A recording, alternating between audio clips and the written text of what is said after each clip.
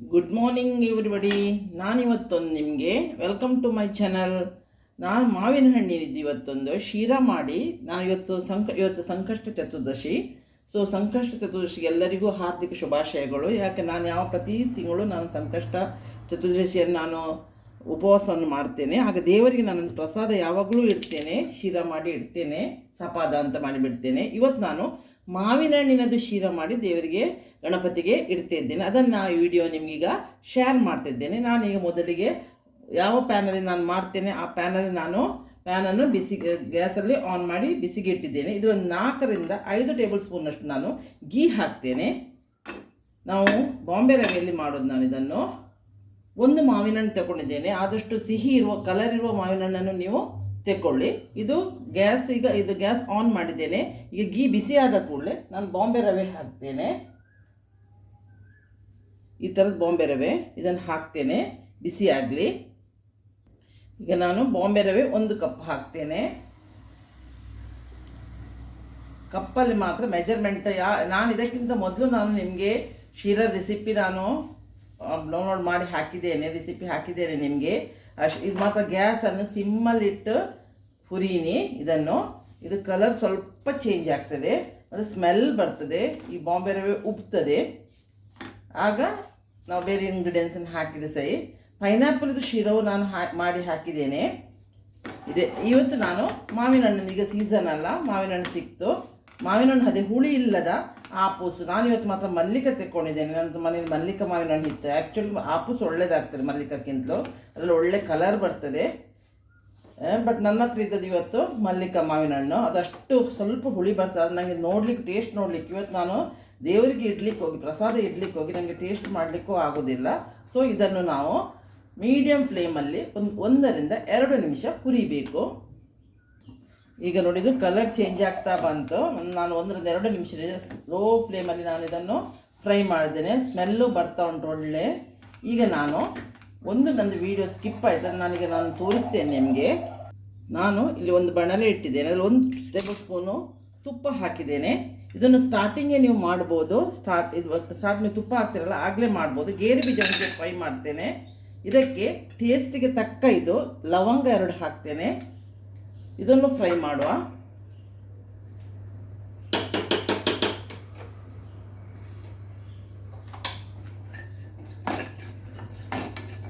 ಸ್ವಲ್ಪ colour change ಆಗೋವರೆಗೆ ಇದನ್ನು ತುಪ್ಪದಲ್ಲಿ ಫ್ರೈ ಮಾಡಿ ಇಟ್ಕೊಂಡು ಬಿಡುವ. ಅದೇ ಮತ್ತು ಬಾಂಬೆ ರವೆಗೆ ನಾವು ಫ್ರೈ ಮಾಡಿ ಇಡ್ತೇವಲ್ಲ ರವೆ, ಅದಕ್ಕೆ ಹಾಕಿದ್ದೆ ಸೈ ನಾವು. ಇದು ಸ್ಟಾರ್ಟಿಂಗ್ ನಾವು ತುಪ್ಪ ಹಾಕಿದ ಕೂಡಲೇ ಮಾಡ್ಬೋದು.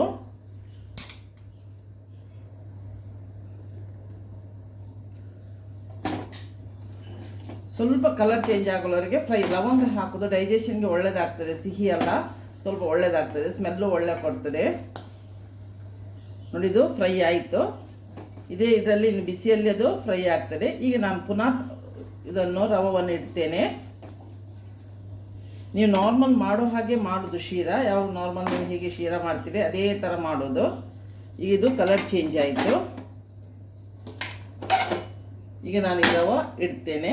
ಈ ಗೇರು ಬೀಜ ಇದನ್ನು ಇದಕ್ಕೆ ಹಾಕ್ತೇನೆ. ಇದರೊಟ್ಟಿಗೆ ಬೇಯ್ತದೆ, ತುಪ್ಪವು ಸೇರ್ತದೆ ಇದಕ್ಕೆ. ನಾನು ದ್ರಾಕ್ಷಿ ಇದಕ್ಕೆ ಹಾಕೋದಿಲ್ಲ, ಯಾಕಂದರೆ ಮಾವಿನ ಹಣ್ಣಲ್ಲಿ ಹುಳಿಯು ಸ್ವಲ್ಪ ಅಂಶ ಇದೆ ನನಗೆ ಆಗ್ತಾ ಉಂಟು. ಸೊ ಅದು ದ್ರಾಕ್ಷಿ ಸ್ವಲ್ಪ ಹುಳಿ ಬರ್ತದಲ್ಲ. ನಾನು ಇದರಲ್ಲೀಗ 1 ಬೌಲ್ ನಾನು ಬಾಂಬೆ ರವೆ ತಗೊಂಡಿದ್ದೇನೆ. ಇಲ್ಲಿ 2.5 ಬೌಲ್ನಲ್ಲಿ ನಾನು ನೀರನ್ನು ಕಾಯಿಸ್ಲಿಕ್ಕೆ ಇಟ್ಟಿದ್ದೇನೆ. ನಾನು ಇಲ್ಲಿ ನೀರು ಸರಿ ಬಾಯ್ಲ್ ಆದ ನೀರನ್ನು ನಾವು ಇದಕ್ಕೆ ಹಾಕಬೇಕು.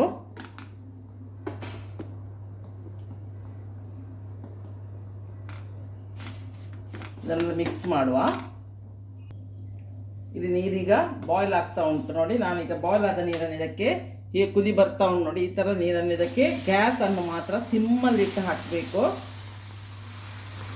ಇದರಲ್ಲಿ 2.5 ಕಪ್ ಆಗುವಷ್ಟು ನೀರಿದೆ.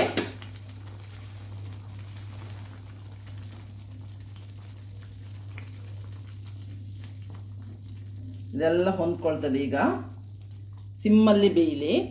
ನಾನೀಗೆಲ್ಲ ಮಿಕ್ಸ್ ಆಯಿತು. ಇದನ್ನು ಲಿಡ್ ಮುಚ್ಚಿ 1 ನಿಮಿಷ ಸಿಮ್ಮಲ್ಲಿ ಬೇಯಿಸ್ತೇನೆ. ನೀರೆಲ್ಲದು ರವೆ ಎಳ್ಕೊಳ್ಬೇಕು.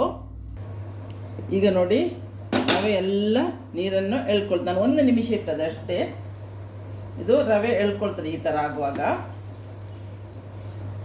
ಎಷ್ಟು ಸಾಫ್ಟ್ ಆಯ್ತು ನೋಡಿ. ನಾನಿಲ್ಲಿ 2.5 ಲೋಟಷ್ಟು ನೀರು ಹಾಕಿದ್ದು. ಈಗ ನಾನು ಯಾವಾಗಲೂ 1 ಕಪ್ಪಿಗೆ, ಕೆಲವರು 1 ಕಪ್ಪಿಗೆ 1.5 ಕಪ್ಪಿನಷ್ಟು ಶುಗರ್ ಹಾಕ್ತಾರೆ. ಬಟ್ ನಾನು ಯಾವಾಗಲೂ ಹಾಕೋದು 1 ಕಪ್ಪಿಗೆ 1 ಕಪ್ಪಿನಷ್ಟೇ ನಾನು ಶುಗರ್ ಹಾಕೋದು. ನಾವು ಹೆಚ್ಚು ಸ್ವೀಟ್ ಇದು ಮಾಡೋದು. ಈಗ ನಾನು 3/4 ಕಪ್ಪಿನಷ್ಟು ಶುಗರ್ ಹಾಕ್ತೇನೆ. ಯಾಕಂದರೆ ನಮ್ಮ ಮಾವಿನ ಹಣ್ಣಿನಲ್ಲಿ ಶುಗರ್ ಇದೆಯಲ್ಲ, ಸೊ ಶುಗರ್ ಹಾಕ್ತೇನೆ.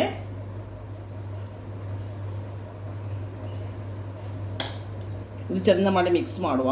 ಈಗ ಸಕ್ಕರೆ ಮೆಲ್ಟ್ ಆಗ್ತಾ ಬಂದು ನೋಡಿ. ನಾನೀಗ ಒಂದು ಪಿಂಚ್ ಆಫ್ ಸಾಲ್ಟ್ ಹಾಕ್ತೇನೆ. ಇದಕ್ಕೆ ಉಪ್ಪು ಹಾಕ್ತೇನೆ, ಅದು ರುಚಿಗೆ ಒಳ್ಳೆಯದಾಗ್ತದೆ. ನಾನೆಲ್ಲ ಸ್ವೀಟಿಗೂ ಉಪ್ಪು ಹಾಕ್ತೇನೆ. ಅದು ಇದು ಮಾವಿನ ಹಣ್ಣು ಹುಳಿನೂ ಬ್ಯಾಲೆನ್ಸ್ ಮಾಡ್ತದೆ. ಸ್ವಲ್ಪ ಹುಳಿ ಇದ್ದೇ ಇರ್ತದಲ್ಲ ಮಾವಿನ ಹಣ್ಣು. ಸೊ ನಾನೀಗ ಉಪ್ಪು ಹಾಕಿದೆ. ಇದೆಲ್ಲ ಮಿಕ್ಸ್ ಆಗುವಾಗ ರವೆ ಎಲ್ಲ ಉಪ್ಪನ್ನು ಎಳ್ಕೊಳ್ತದೆ.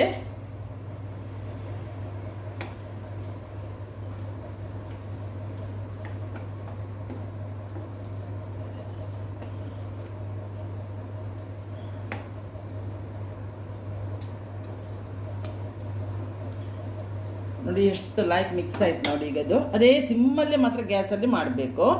ನಾನೀಗ ಇಲ್ಲಿ 1/2 ಟೇಬಲ್ ಸ್ಪೂನಷ್ಟು ಏಲಕ್ಕಿ ಪೌಡ್ರ್ ಹಾಕ್ತೇನೆ, ಕಾರ್ಡಮಮ್ ಪೌಡ್ರ್ ಹಾಕ್ತೇನೆ. ಮತ್ತು ಈಗ ನಾನು ಒಂದು ಮಾವಿನ ಹಣ್ಣನ್ನು ಮಿಕ್ಸಿ ಜಾರಿಗೆ ಹಾಕಿ ಪೇಸ್ಟ್ ಮಾಡಿ ತಂದಿದ್ದೇನೆ. ಇದನ್ನು ಇದಕ್ಕೆ ಹಾಕ್ತೇನೆ. ಇಷ್ಟು ಸಾಫ್ಟ್ ಆಗಿದ ನಂತರ ನಾವು ಹಾಕಬೇಕು ನೋಡಿ. ಎಲ್ಲ ನಾವು ಶುಗರು ಹಾಗೆ ಎಲ್ಲ ಮೆಲ್ಟಾಗಿ ಡ್ರೈ ಆಯಿತು. ಈಗ ನಾನು ಮಿಕ್ಸಿ ಜಾರಿಗೆ 1-2 ಟೇಬಲ್ ಸ್ಪೂನಷ್ಟು ನೀರು ಹಾಕಿದ್ದೇನೆ ಮಿಕ್ಸಿ ಜಾರಿಗೆ. ಅದನ್ನು ಇದಕ್ಕೆ ಹಾಕ್ತೇನೆ. ಇದಕ್ಕೆ ಚೆಂದ ಮಾಡಿ ಮಿಕ್ಸ್ ಮಾಡಿ ಲಿಡ್ ಮುಚ್ಚಿ 1 ನಿಮಿಷ ಬೇಯಿಸಬೇಕು. ಈಗ ನೋಡಿ ನಾನು ಒಳ್ಳೆ ಮಿಕ್ಸ್ ಮಾಡಿದೆ. ಈಗ ನಾನು ಇಲ್ಲಿ 1 ಟೇಬಲ್ ಸ್ಪೂನಷ್ಟು ತುಪ್ಪ ಹಾಕಿ ಈ 1 ನಿಮಿಷ ನಾನು ಸಿಮ್ಮಲ್ಲಿ ಪುನಃ ಬೇಯಿಸ್ತೇನೆ. ಆಗ ಮಾವಿನ ಹಣ್ಣೆಲ್ಲ ಒಳ್ಳೆ ಎಳ್ಕೊಳ್ತದೆ. ಸೊ 1 ಟೇಬಲ್ ಸ್ಪೂನಷ್ಟು ನಾನು ತುಪ್ಪ ಹಾಕ್ತೇನೆ. ಅದು ಮೇಲೆ ಡ್ರೈ ಆಗದಾಗೆ ಅಷ್ಟೇ, ಇನ್ನು ಸಾಕು. ನಾನು ಆಗ 5 ಟೇಬಲ್ ಸ್ಪೂನ್ ಹಾಕಿದ್ದೇನೆ. ಈಗ ಲಿಡ್ ಮುಚ್ಚಿ 1 ನಿಮಿಷದಷ್ಟು ನಾನು ಶಿರವನ್ನು ಬೇಯಿಸ್ತೇನೆ. ಈಗ ನೋಡಿ ನಾನು ಲಿಡ್ ತೆಗಿತೇನೆ. ನೋಡಿ ಹೇಗೆ ಆಯ್ತು ನೋಡಿ ಎಲ್ಲ ನೋಡಿ ಇಷ್ಟು. ಈಗ ನಾನು ಗ್ಯಾಸ್ ಆಫ್ ಮಾಡ್ತೇನೆ. ಈಗ ನೋಡಿ ಇದು ಎಷ್ಟು ಒಳ್ಳೆಯದಾಗಿದೆ. ನಾವು ಸ್ಪೂನಲ್ಲಿ ಏನು ಹಿಡ್ದಿರಬಾರ್ದು ನೋಡಿ, ಎಷ್ಟು ಒಳ್ಳೆ ಜಾರ್ತದೆ ನೋಡಿ ಸ್ಪೂನಿಂದ. ಇದು ಈ ಥರ ಶಿರಾ ನಿಮಗೆ, ಇದು ಮಾವಿನ ಹಣ್ಣಿನ ಶಿರಾ, ಒಳ್ಳೆ ಸ್ಮೆಲ್ಲು ಬರ್ತದೆ. ನಿಮ್ಮದು ಮಾವಿನ ಹಣ್ಣು ಒಳ್ಳೆ ಕಲರ್ ಇದ್ದರೆ ಒಳ್ಳೆ ಕಲರ್ ಬರ್ತದೆ. ಆದಷ್ಟು ಕಲರ್ ಇರೋ ಮಾವಿನ ಹಣ್ಣು ತಗೊಳ್ಳಿ. ಆ್ಯಕ್ಚುಲಿ ಮಲ್ಲಿಕಕ್ಕಿಂತ ಆಪೂಸ್ ಒಳ್ಳೆಯದಾಗ್ತದೆ, ಒಳ್ಳೆ ಕಲರ್ ಕೊಡ್ತದೆ ಆಪೂಸು. ನನಗೆ ತಂದದ್ದು ಆಪೂಸ್ ಮಾವಿನ ಹಣ್ಣು ಇರಲಿಲ್ಲ. ಸೊ ನೋಡಿ ಈ ಥರ ಈಗ ಇದು ರೆಡಿ ಆಯಿತು. ನಾನೀಗ ದೇವರಿಗೆ ಇದನ್ನು ಇಡ್ಲಿಕ್ಕೆ ಅಂತ ಮಾಡಿದಂತ ಹೇಳಿದ್ದೇನಲ್ಲ, ನಾನು ಇದನ್ನು ದೇವರಿಗೆ ಇಡ್ತೇನೆ, ಸರ್ವ್ ಮಾಡ್ತೇನೆ. ಎಲ್ಲ ನನ್ನ ಸಬ್ಸ್ಕ್ರೈಬರಿಗೂ ವ್ಯೂವರ್ಸಿಗೂ ಥ್ಯಾಂಕ್ಸ್. ಆದಷ್ಟು ನನ್ನ ವಿಡಿಯೋ ನೋಡಿ, ಇಷ್ಟ ಆದವರು ಲೈಕ್ ಮಾಡಿ, ಲೈಕ್ ಆದವರು ಶೇರ್ ಮಾಡಿ, ನಿಮ್ಮ ಫ್ರೆಂಡ್ಸ್ಗಳಿಗೂ ನನ್ನ ವಿಡಿಯೋ ಲಿಂಕನ್ನು ಕಳಿಸಿ ಅವರಿಗೂ ಸಬ್ಸ್ಕ್ರೈಬ್ ಆಗಲಿಕ್ಕೆ ಹೇಳಿ. ಆಗ ನನಗೆ ಸಬ್ಸ್ಕ್ರೈಬರು ಜಾಸ್ತಿ ಆಗ್ತಾರೆ. ನನಗೆ ನೀವು ಸಪೋರ್ಟ್ ಮಾಡಿ. ನಾನು ನಿಮಗೆ ಈ ಶಿರದ ರೆಸಿಪಿ ಇಷ್ಟ ಆಗ್ಬೋದಂತ ಭಾವಿಸಿದ್ದೇನೆ. ನಾನು ಆದಷ್ಟು ಕೆಲವರು ಹೇಳ್ತಾರೆ ವಿಡಿಯೋವನ್ನು ಸಣ್ಣದು ಮಾಡಿ ಅಂತ. ಸೊ ಅದಕ್ಕಾಗಿ ಆದಷ್ಟು ನಾನು ಸಣ್ಣ ಮಾಡಿ ನಿಮಗೆ ಈ ವಿಡಿಯೋ ಕಳಿಸಿದ್ದೇನೆ. ಎಲ್ಲ ಶೀರ ಮಾಡೋ ಹಾಗೆ ಇದು, ಬಟ್ ಮಾವಿನ ಹಣ್ಣು ಹಾಕಿ ನಾನು ಮಾಡಿದ್ದು. ಉದುರಾಗಿ ಎಷ್ಟು ಸಾಫ್ಟಾಗಿ ಶೀರಾ ಈಗ ರೆಡಿ ಆಗ್ತದೆ. ಇನ್ನೊಂದು ದಿವಸ ಬರುವಾಗ ನಾನು ಒಂದು ಒಳ್ಳೆ ರೆಸಿಪಿ ಬಂದು ನಿಮ್ಮನ್ನು ಮೀಟ್ ಆಗ್ತೇನೆ. ಅಲ್ಲಿವರೆಗೆ ಬಾಯ್, ಥ್ಯಾಂಕ್ ಯು.